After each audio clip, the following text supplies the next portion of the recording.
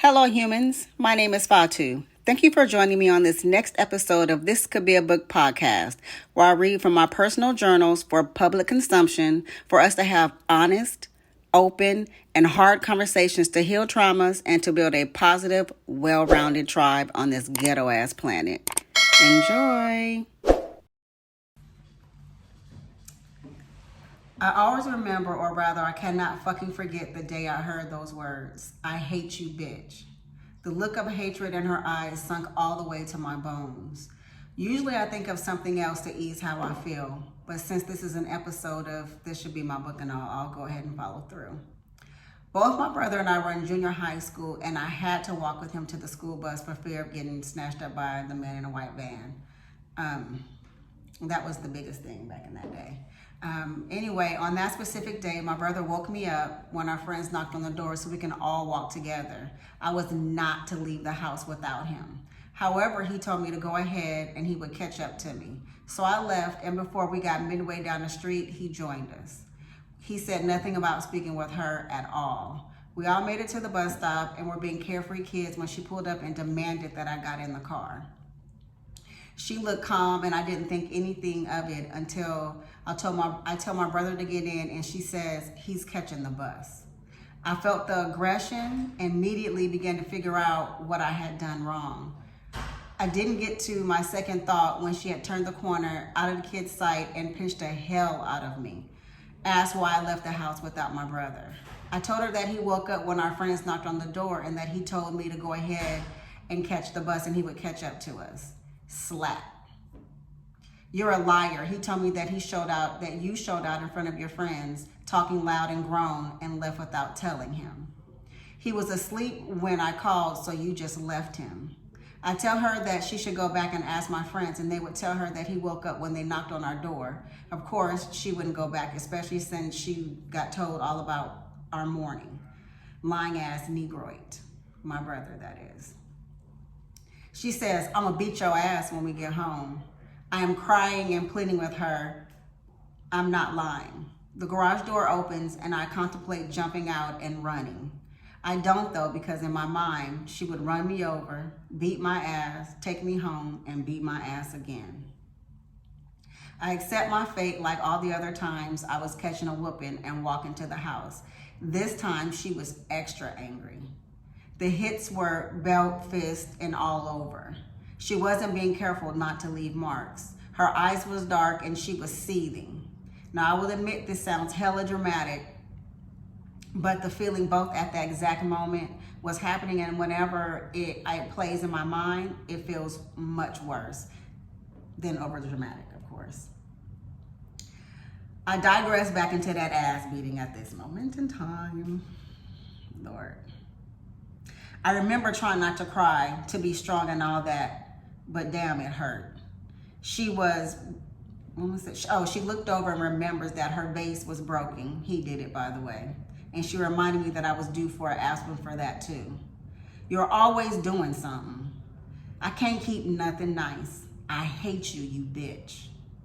She stopped and glared at me for what seemed like a million seconds, sucked her teeth and looked at her watch and said, get dressed so you can go to school. Now she didn't take my clothes off, but that day was warm and I had on shorts and a t-shirt and I had to cover up the welts that had already begun to form on my body. I went to school in a turtleneck and jeans.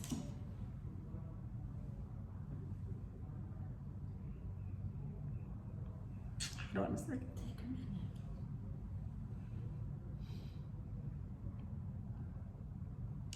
I was quiet all the way to school as she told me how disappointed she was in me and my behavior, and how I'm gonna get my ass beat until I get it together. I got out of the car, and guess what the nerve the bitch had to fucking say, have a good day. Of course, in my head, I'm thinking just how evil this bitch was and how she has got to be. But out loud, I just say, okay, and shut the door. When I got to class, my friend asked me what happened. I made up some BS story. Thank you.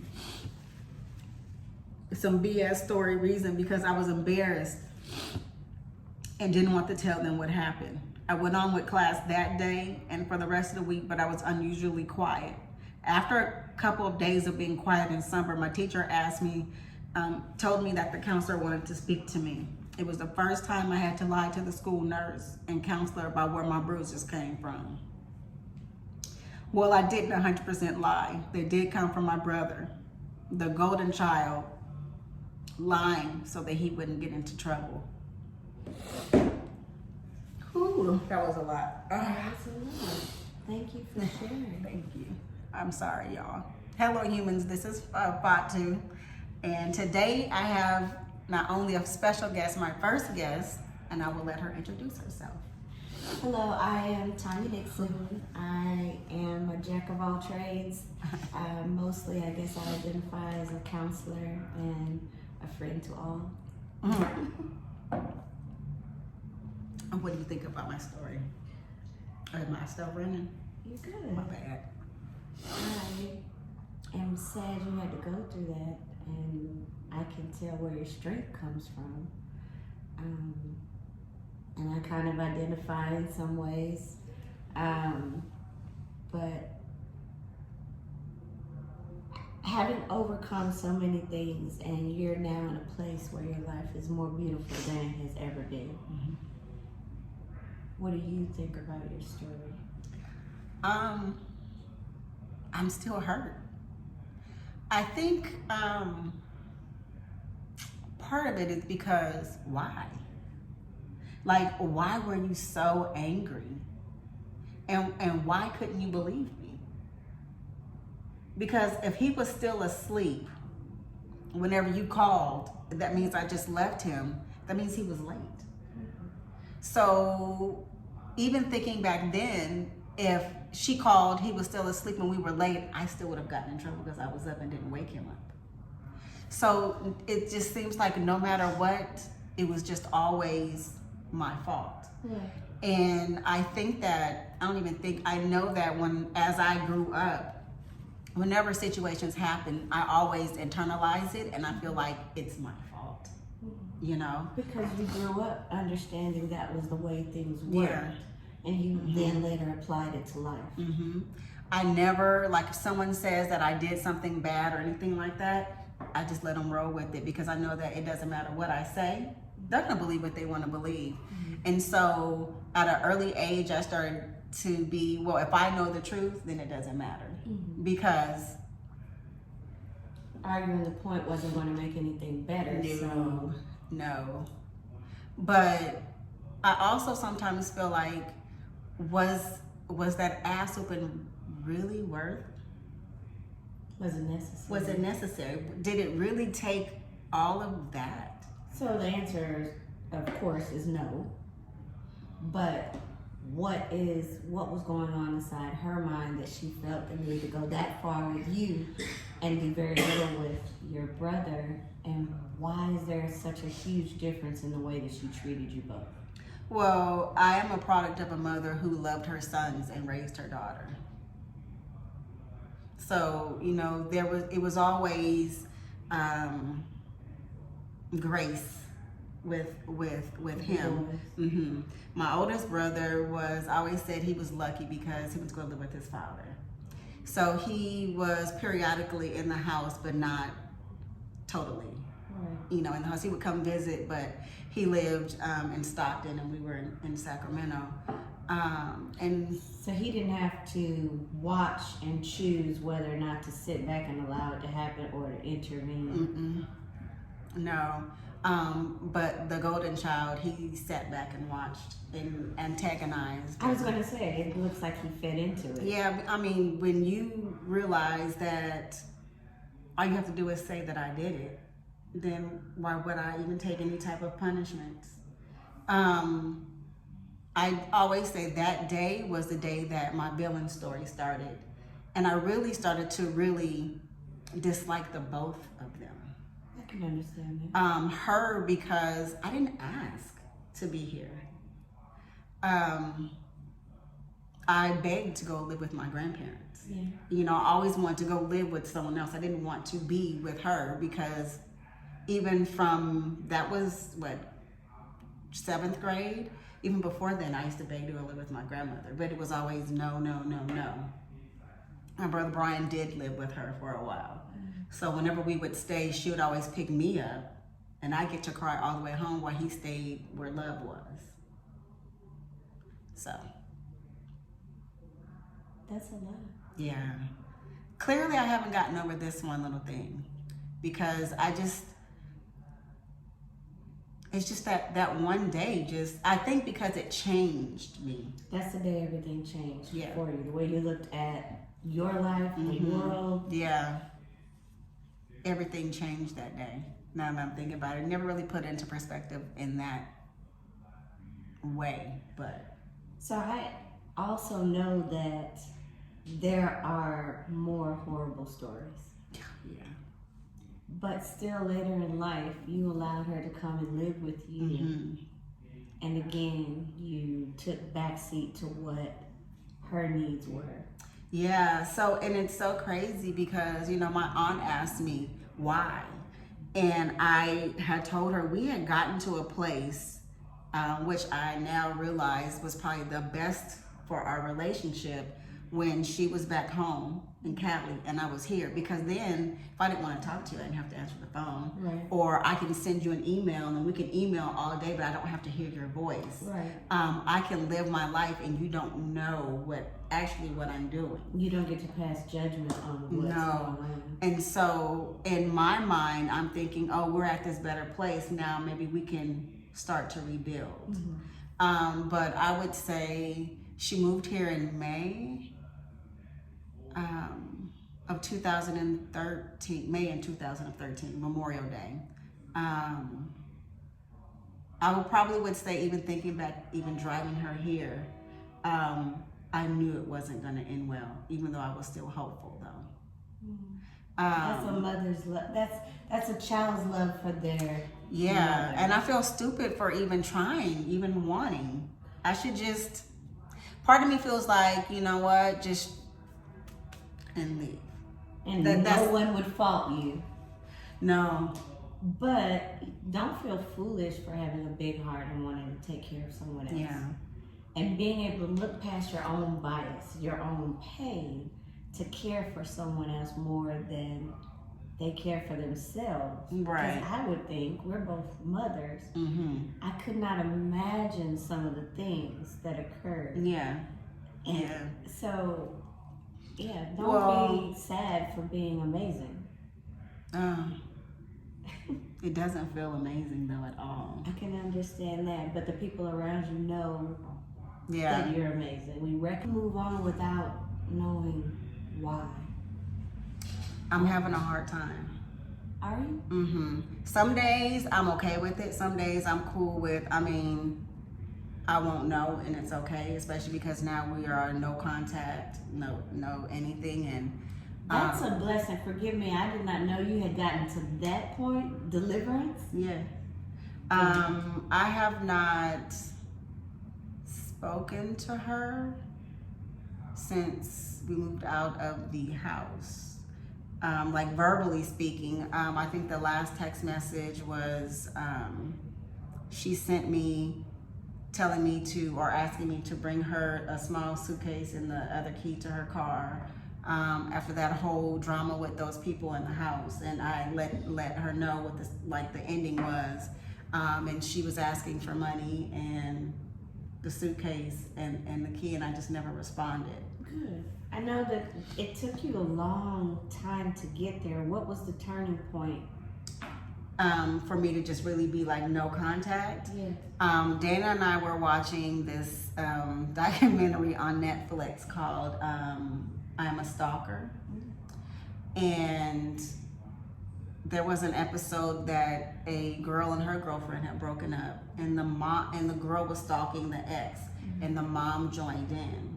So it started making me think about the time that I was stalked, and I would go through great lengths to try to have a lunch with a friend or go hang out with a friend, and somehow he would always know where I was. And even when I started dating or talking to someone else, he knew all of his information. And so when I was watching that show, it clicked to me because I already knew that she was giving him information in my last And so, and that she was parking the car at the church so he can pick her up and go hang out, because I told her he can't come to my house. And so I started to replay the moments of, like, as that episode was playing. I don't even remember like half of the episode, because I was in my mind playing about how I would tell her that I would be going to certain places, and he would know what that was because I had told her.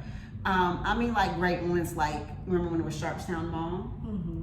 So I would go into one entrance and have a friend pick me up. I would park my car, go into the mall and act like I would move around really fast, and then leave out and then get into someone else's car, and he still would know where I was. And so it dawned on me that she was telling him.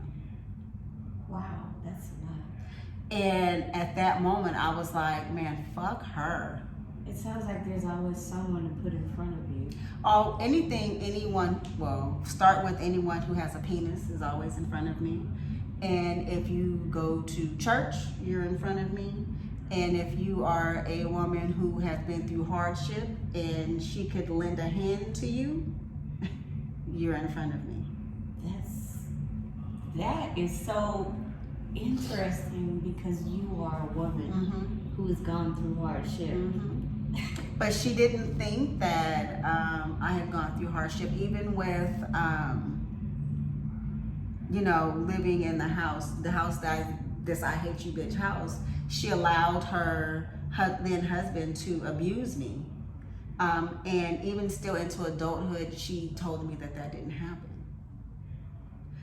And part of the reason maybe is because she would always say she had to work late, or she had to go to church, but she was really having an affair. Do you feel that she knew about what was going on at the time? Part of me says yes. Because there were many, many, many nights where he would beat me, come home, and then she'd be off doing whatever, working late or going to church. And then she would come home and he would tell her that I had done something. And then she would then beat me and he would be there laughing. You went through a lot as a child. So I would imagine that she had to have known. The only thing that, for a long time I thought, because she had to believing him, I thought that she left because she found out of the abuse, but she doesn't know that I overheard a conversation that he was asking her to whip me without clothes on. Wow. And I guess she was like, no, we can't do that. That was the line for her. I don't think so. I think that she was unhappy and she thought that she was going to leave and be in a relationship with someone else. I don't know what that motive is, but after having conversations or replaying conversations of little bits and pieces, she left because the pastor at that time, she was close with his son and his wife, and she would keep his granddaughter. And the husband at the time, he said that he got upset. He must have found out about the affair or something, like, and I'm piecing small conversations. But it was still for her own, because he said that if he would have come home while we were packing up and leaving, he was planning on coming home and killing everybody in the house. The only reason why he did not was because the pastor's granddaughter was there. That's what she told me as the reason. Not because it was protect me or anything of that matter. Nothing that she does protects me. It's always her at the end of the day. Yet and still, you knowing all of this, you still took her in. Because I was hopeful that we could mend the relationship and have a real mother-daughter relationship.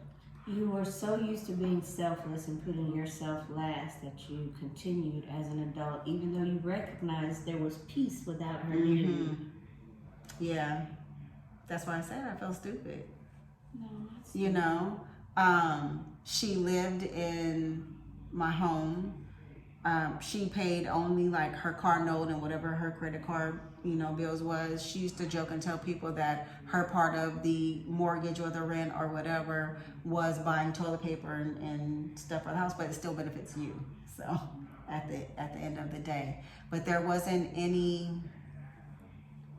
help for me. Even that she lived with, my ex and I, and she would try to play games between the two of us. Like if she wanted to know information and I wouldn't tell her, then she would go ask. And if I didn't say, oh, well, I thought y'all had those type of conversations.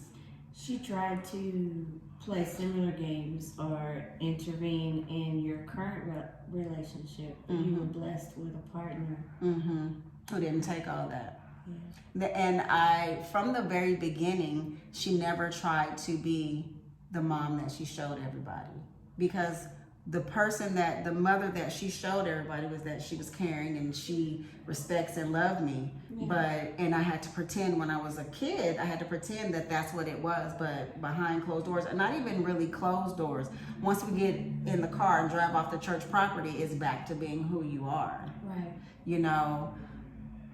Getting cussed out on the way to church and on the way home puts a real sour taste in your mouth. But it's one of the reasons why I can't fake with people now. So like if I'm upset with you, I'm upset with you until I'm not. And I can't fake that I am just because we are in front of people. Better work it out before we get there. But that is good because you finally have let go of wanting to put others' feelings before your own. Yeah, because So it that's wasn't like good. that for a long time. I feel like she gave me very thick skin, Yes. but also the armor that I have isn't of anything that would have come naturally. Of course, everybody gets armor and scars and battle wounds from childhood, but a lot of how I act now is totally opposite of how I was growing up. Oh yeah, because I wanted to be the complete opposite. I can understand that. The only thing that I could say that I kept from her throughout my life is that I'm a hard worker. So when I go to work, I do a good job, but I don't know. I'm just a good worker because she worked hard and she kept her job. But even when I think about now having my aha moments, epiphany moments, I wanted to stay at my previous employment for 20 years, and retire with the company. But that's what she did, and so. And they were abusive. Yeah, they were. And you hung in there regardless. Mm-hmm. Until I couldn't anymore. But what's crazy is that I have realized that everything that I have either came into or went into the season with is all gone. Is that good or bad? For me, it's good because it's like starting my life all over. The only thing that I have left that's hanging on really is my bank account, and that I'm just waiting for one thing. I said that before, and I'm out. New beginning. New beginning all the way around the block. I mean, my phone number has even changed. Everything across the board. Do you think that, so what I'm hearing is over and over that you take care of others before you, even to the point that you will allow them to take advantage of you. Mm-hmm. And you have come to terms with some of that and made some changes. Do you think you're done making those changes? No. Are there still some relationships you need to tweak? Absolutely. Yeah. Absolutely. I think for the most part, I'm pretty much, there's not many people that I still talk to, or will talk to rather, from prior to, and on purpose. Okay. So right now, your major family is your weakness, your kryptonite. Mm-hmm. And this mother, we'll call her that very loosely. I call her she who pushed me out. She who pushed you out, put on this great facade using the church and this big idea that she was a great parent. And as hard as she was, as evil as she was, from what I know, still something beautiful came of that. Yeah. It made me who I am. Yeah. So when I said that, you knew I was talking about you. Mm-hmm. So you know you're beautiful Yeah, sometimes. and amazing. Yes, I just sometimes. noticed how you turned and looked down as if you Yeah. don't really believe that all Well, the time. no. You know, Dana tells me all the time. She has a text message that goes off every day about, good morning, gorgeous. And I have faltered on my one thing that I said I would do will be to look at myself every day. Because I, for years, never looked at myself. I can understand. Because I look like the two people who didn't give a shit about me. And when I talk sometimes, I could be in a mid-sentence and I'll stop because I can hear her voice. Our voices are very similar and I don't want to hear it, so then I won't talk for a while. There are many bouts of that. Even here in this last year, is it better? Not really, no. I have my good days and I have my bad days, but I have more bad than good for sure in that aspect. I can understand that. I had a parent that was, I would say, severely neglectful. She had her moments, and I have spoken about her in the past, and my siblings have gotten upset because they weren't there for that part of her life to know that of her. Mm-hmm. She was a victim to the crack epidemic, and so she would leave and, feed her addiction. And so I understand how growing up in that environment, and I had situations occur not at her making, but at her neglect. And so I can understand how you just pushed past what was given to you. But I don't think my story is anywhere near the level of strength that you have had to. What's crazy is it took me a minute though too also, because that was the time period that I actually came up with a plan to kill myself. I didn't want to be here anymore. Like planned out, and I'm tired. Because a I should person not. can only take so much. I mean, I'm a kid. What do you expect me to do? You know? That's true. Thank you. And so for that, I always feel like before I got strong, I was super weak. Before you knew you were strong. That part. Before I accepted. Hold on, it's gonna take me a minute.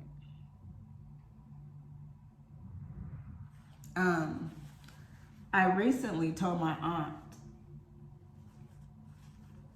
who didn't know any of this piece, because you don't talk within what happens in the house. Black families, we don't talk about No, you don't. So she didn't even know until recently that the day that I was going to kill myself, she just happened to come by to get me. She doesn't know she saved your life. She didn't know until recently. How did that impact her? I mean, I said it, but I'm not sure. She fully felt it. She may have, but just not like on the phone with me. She was, I'm sure, upset. She just asked me like, why didn't I tell? How do you feel looking back on that time? I should have told. Because then maybe I could have got out of the environment. But I was scared. And you still loved her, regardless of Yeah, how she I didn't like her though. But yeah, I started to really, really, for a long time, you're not supposed to hate. So I always say, I disliked her to the level that it could be thought of as hate. Because that's how much I wanted to tell about him. I actually tried to kill him, actually. But also, I knew that would also put other family members at risk because they weren't going to tolerate that shit. You were still protecting people instead of trying to protect yourself.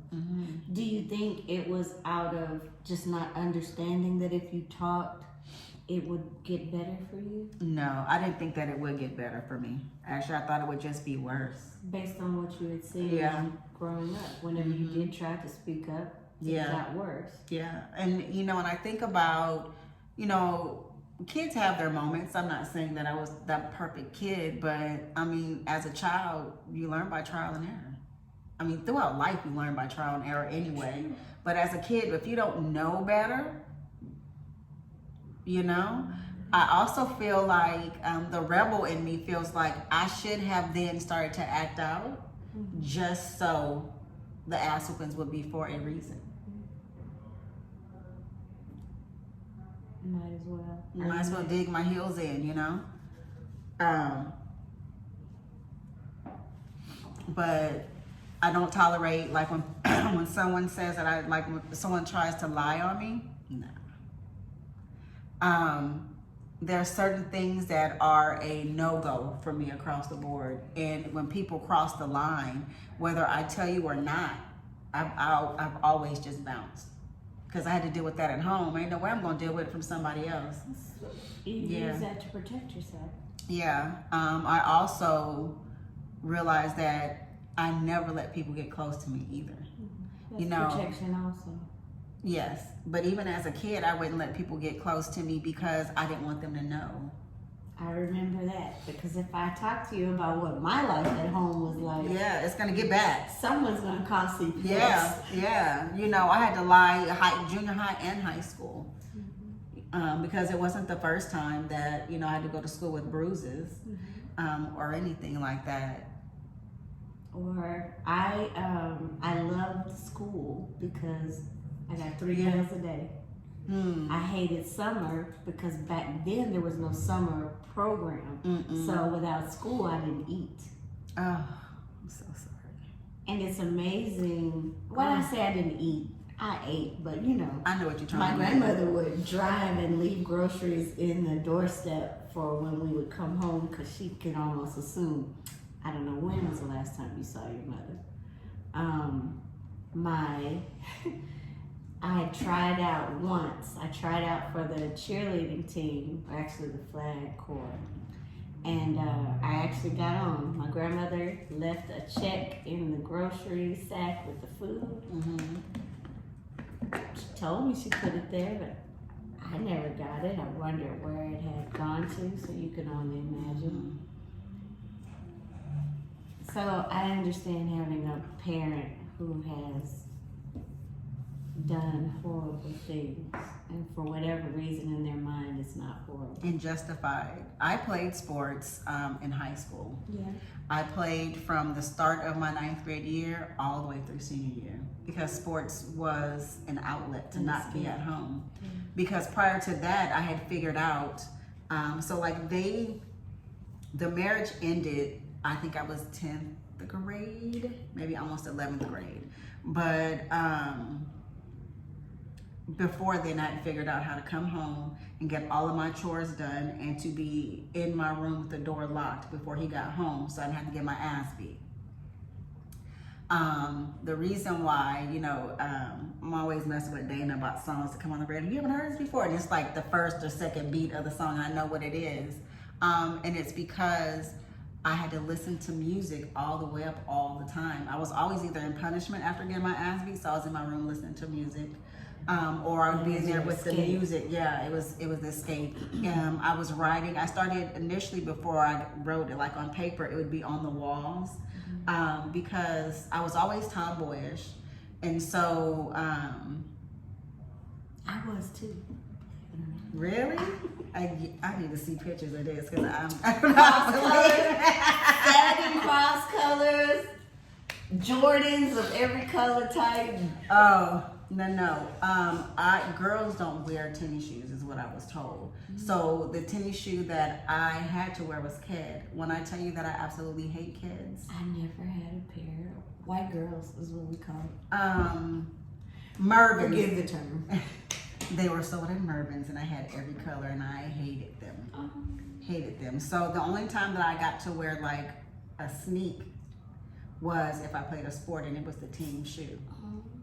Other than that, I figured out if I wanted cute boots or something that was girly, if I wanted to go shopping, I could get that all day. But if it's anything like I couldn't wear my all black like It I just wanted made to, you feel comfortable. yeah, it's not happening. So you were able to escape into the sports world for so many Sports, reasons. reading, fantasy, all of those things I dove deep into because reading started because it was not my life and it was an escape.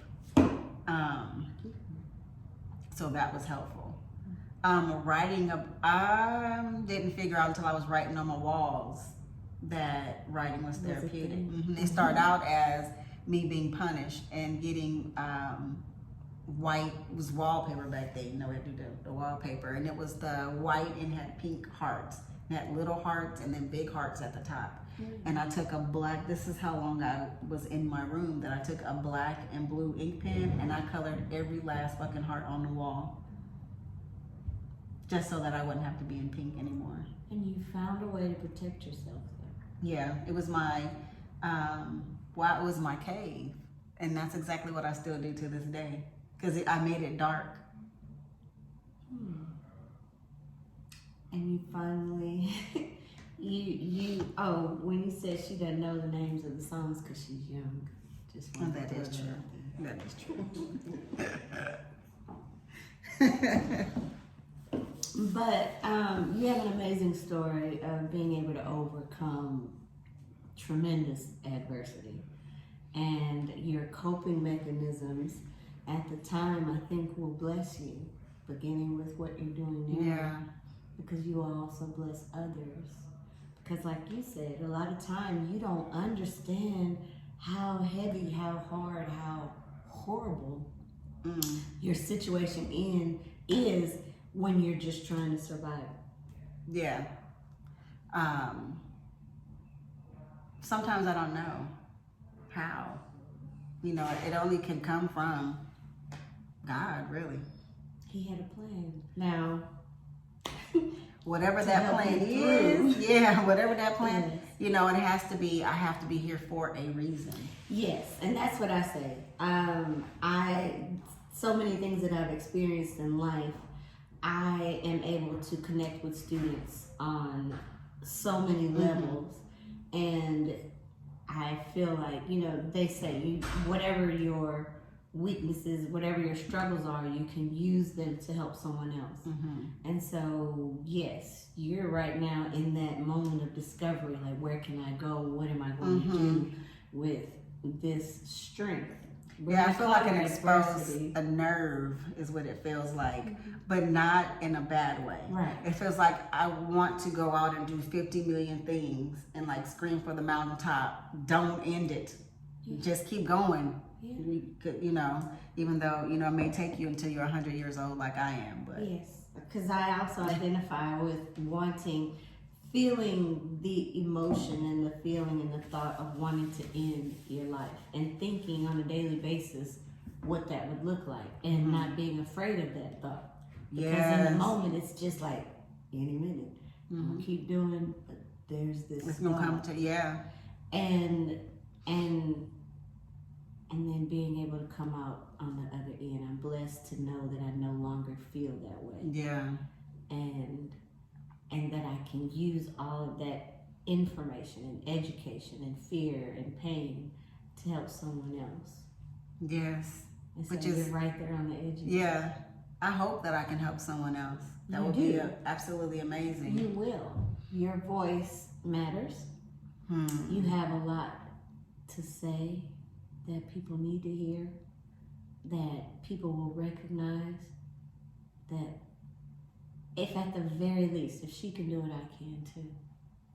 And Yeah. maybe now I should talk to someone. Yes. Always talk to someone because I'm going to always say, I thought that I had no one. Because, you know, I also have huge trust issues. Of course. And so when it comes to really matters of the heart, I keep them shielded. Well, the one person that is supposed to love you more than anyone else Yeah. did not, Yeah. could not have, based on the way she treated you. No. Not only didn't love me, didn't like me. Yeah. So how do you cope with all of that now? Sometimes I feel like you should have been better, but the most times I feel like it's her loss. Yes, for her, yes. I'm happy that you have turned the corner, closed the Yeah. chapter, and she's no longer a part of anything that could affect you or harm you now. But yes, true, like physically, yes, but sometimes I do hear the voice of, you can't do this. And how do you deal with that when you hear the voice? I immediately, before I would just give in to that voice, and now I'm just like, shut up, Good. you know, and then I push through anyway.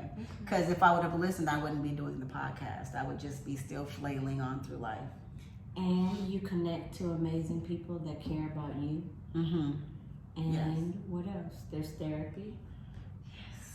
I have been bad about therapy. I need to get back into therapy. Get back as a counselor.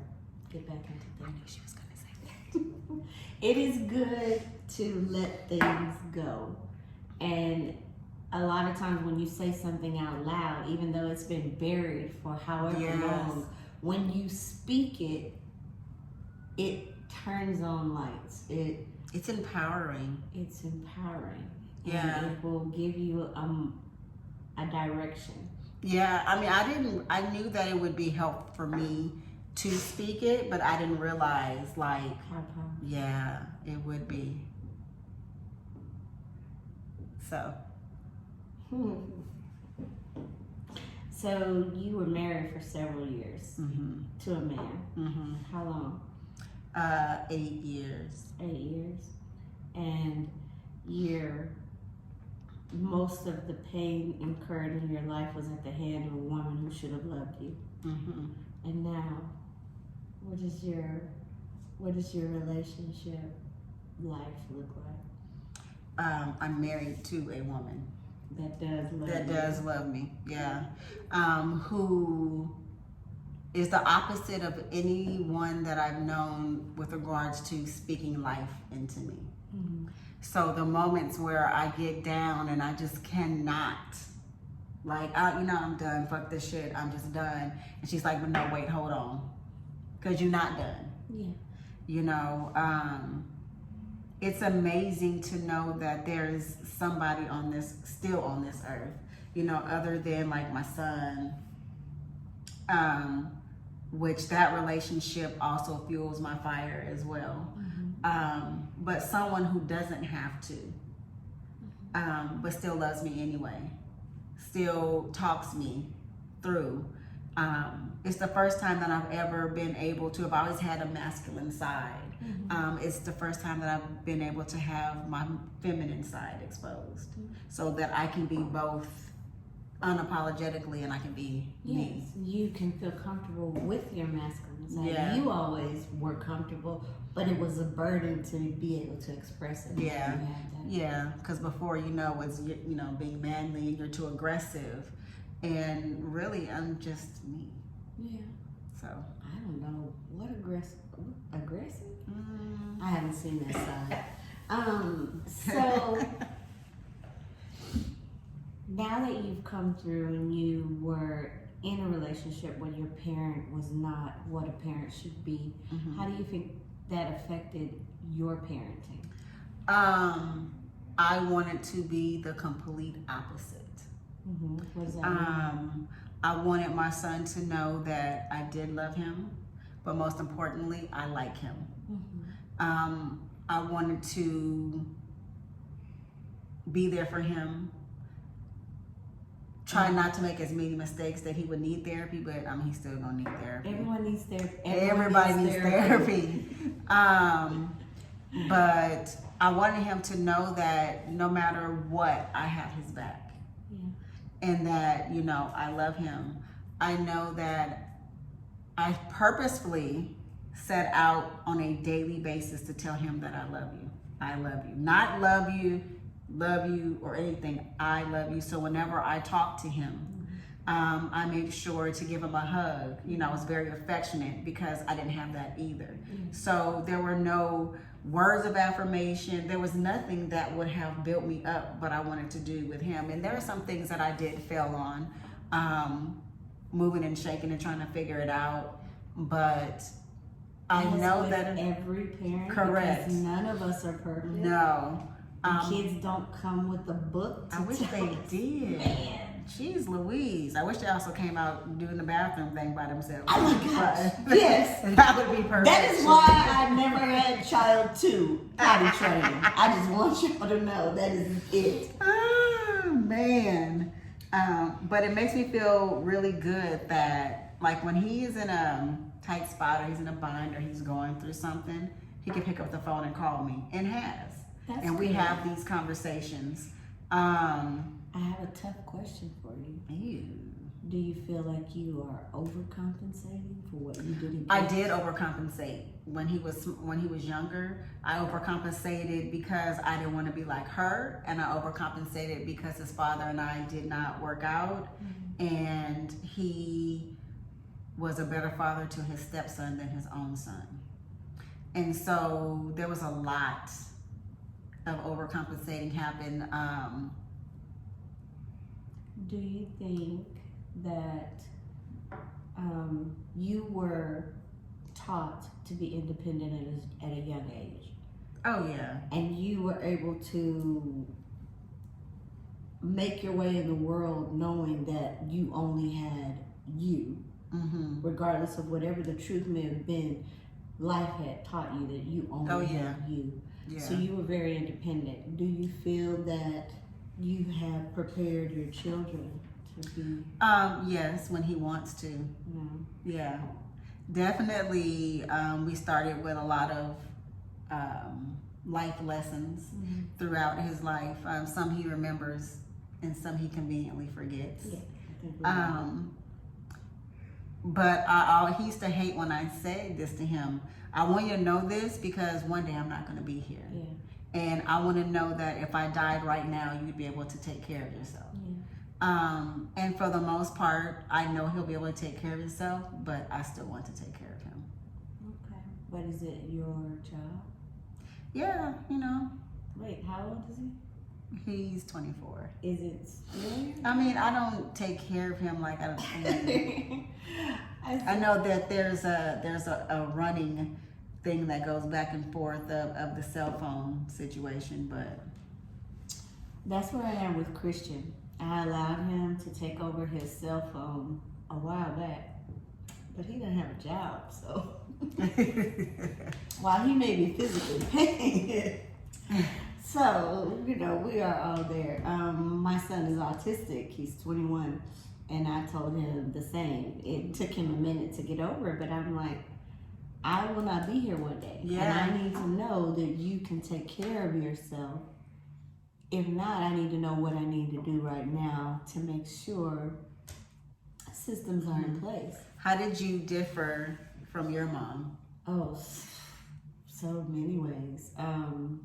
I was molested at the age of 8 because my mom would have many men that she enjoyed hanging out with, and they were able to come and go and Do whatever they please. babysit me. And so I took custody of my sister when she was 1. I was in college, but throughout her childhood, I never let her spend the night at other people's homes. Yeah. And I would let, you know, their friends, her friends could come spend the night. And because I was a teacher, they could spend one night. She would want them to spend the whole weekend. No, I need a break from children. Been taking care of people's kids all week. Mm-hmm. But so that was one of the things. have I that in was common. very careful about who I allowed into their space. And I vowed, I said, I'm going to give you 100% of me. When you turn 18, I'm out. Because I will have given you everything I think you need. And then when she became an adult, I gave her back to the world.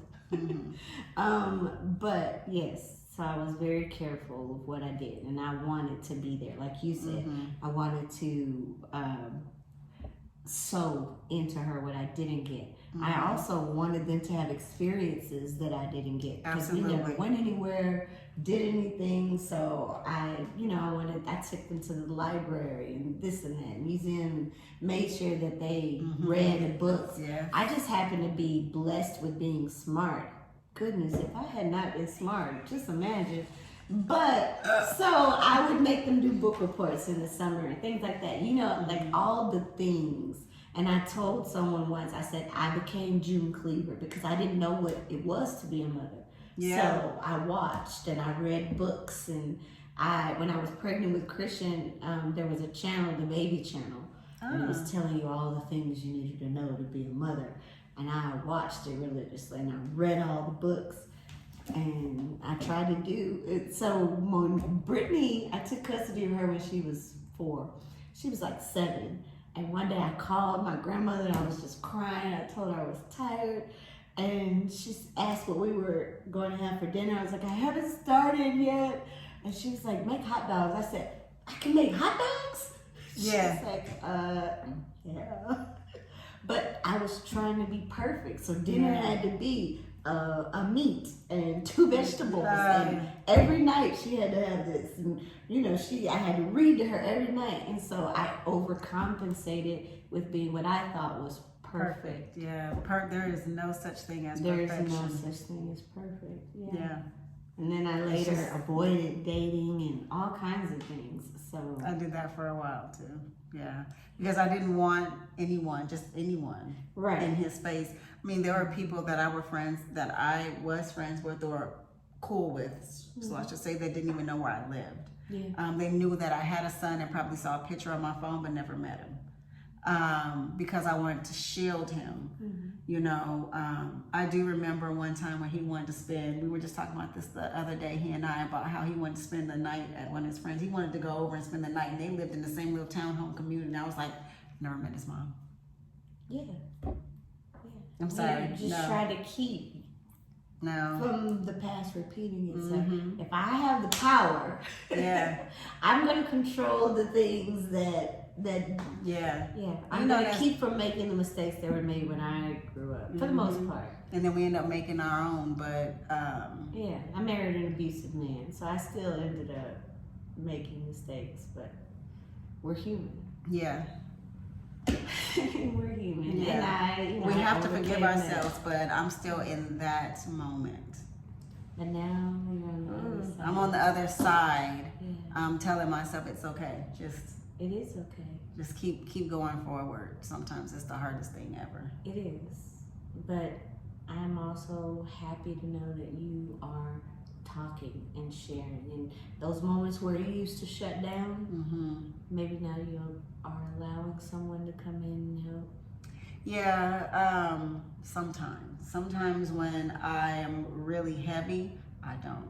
I can understand it. It's what you're used to. It's your security blanket. Yeah, but also I always feel like nobody really cares what's going on with me anyway, and I don't want to put my heavy on someone else, even though I will take on somebody else's heavy. I feel like, they don't want to hear what's going on with me. They don't really care. So then I just let them talk, and then I just bury whatever is wrong with me just deep down inside. I never really let it out. So I remember you saying that you felt stupid for allowing your mom back into your life. Have you forgiven yourself for what you think you might have done wrong? Not wholeheartedly, no. I still feel like I'm still searching for that moment of trying to figure out what I did wrong and how I could have been better. Then maybe our relationship would have been different. For your mom? You recognize that you were not in control of that? Yes. But I'm an overthinker. Okay, but she was an adult and you were a child. So who did the wrong in that relationship? The adult. The adult. And the adult was not you. Right. So you did nothing wrong. That's true. I need you to say that when those thoughts come into your mind. I did nothing wrong. I'll say it in Chris's voice. I did nothing wrong. He says it quite often. I did nothing wrong. I'm gonna adopt that. Yes. Please do. Please do, because God put you in her life, and it was her job to keep you safe and raise you and give you everything that you needed with his guidance. And her being a part of the church, you would think that she knew all of these things. So whether or not she knew them, she did not. She knew them just with other people. That is the very hard part for me, that she could speak life into others, but not her own. So there's some trauma in her life that she has not been able to speak to you. Absolutely, yeah. Or maybe even recognize it herself. There's some trauma that has allowed her to treat you the way that she did. For whatever reason, in her mind, she blames you for something that was not your fault. I'm going to repeat that. It was not your fault, because you did nothing wrong. And throughout her adulthood, treating you horribly, you compensated to take care of her as a child, because you didn't speak up and say, this is what's happening to me. It's not okay. I'm struggling. You never said that. So you took care of her regardless of what she should have been doing for you. And then as an adult, you still said, maybe there's something I didn't do. Let me go back and try, even though most people would wonder why. But that's the beauty of you. And I need you to understand that's the person that you are. Regardless of everything that was done to you, you still look at the world and want to make it better. Yeah, for sure. Even for the people who made it hell for you. Yeah. So I need you to say, at this point, well, let me just stop and ask, at this point, what do you know about your impact on the world? I don't know yet. And that's okay. But you know that it's nothing but positive, right? Right. And right now you're looking for where you fit in to make the world a better place. I want you to know you make the world a better place on a daily basis for many people.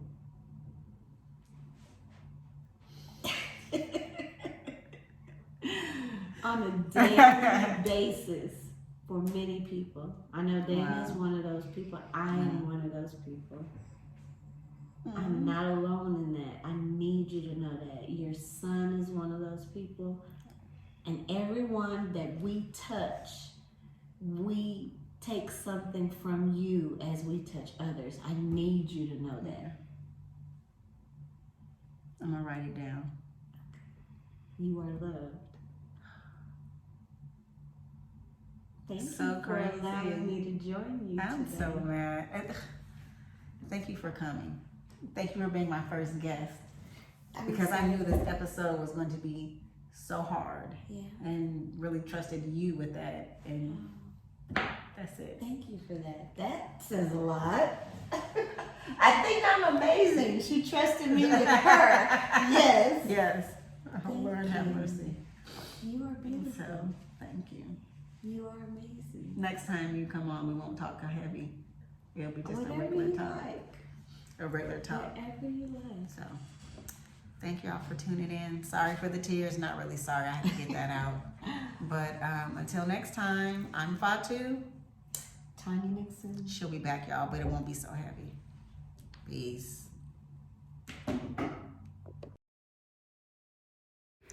Thank you once again for tuning in. If this is your first video, please stay and watch them all. If you've been here, thank you. Stay and continue on this journey with me. I hope that the words spoken on this podcast reaches whoever needs to hear them. I will leave you with this reminder that I tell myself daily. Verily with difficulty comes ease. We will all have our days or seasons that will range from pitch black to sun-ass bright. What we can do to ease our heavy thoughts on those dark days is remembering that at any given second, the sun will come out.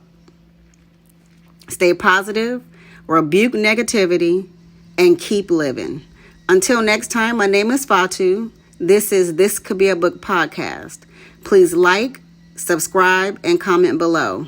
Follow me on Instagram, TikTok, Facebook, and of course here on YouTube under the username THIZCUDBABOOK. This could be a book.